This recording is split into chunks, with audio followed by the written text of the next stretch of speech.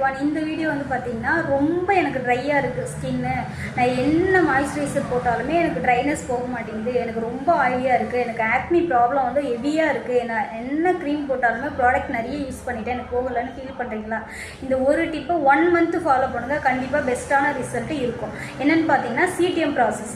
சிடிஎம்னா என்னென்னா, நைட்டில் நம்ம தூங்க போகிறதுக்கு முன்னாடி வந்துட்டு மேக்கப் போட்டிருப்போம், இல்லை வித்தவுட் மேக்கப்பில் இருப்போம், எதுவாக இருந்தாலுமே நம்ம சிடிஎம் ப்ராசஸ் கண்டிப்பாக பண்ணணும்.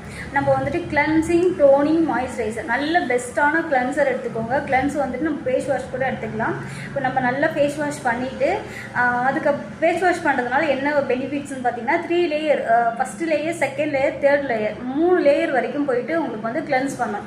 கிளென்ஸ் பண்ணிவிட்டு அதுக்கப்புறம் வந்து பார்த்தீங்கன்னா டோனர் நம்ம வந்துட்டு கிளென்ஸ் பண்ணியிருக்கோம் இல்லையா, போஸ் எல்லாம் ஓப்பனாக இருக்கும். அந்த நம்ம டோனர் யூஸ் பண்ணுறப்ப பார்த்தீங்கன்னா போஸ் க்ளோஸ் பண்ணணும். உங்களுக்கு நான் அந்த ஓப்பன் போஸ் எல்லாமே க்ளோஸ் ஆகும் ரெகுலராக யூஸ் பண்ண டோனிங். அதுக்கப்புறம் பார்த்தீங்கன்னா மாய்ஸ்சரைசர், பெஸ்ட்டான மாய்ஸ்சரைசராக எடுத்துக்கோங்க. ரொம்ப ஆயிலியாக இருக்கீங்க அப்படின்னா வாட்டர் பேஸில் எடுத்துக்கோங்க. ரொம்ப ட்ரையாக இருக்குன்னா க்ரீம் பேஸில் எடுத்துக்கோங்க.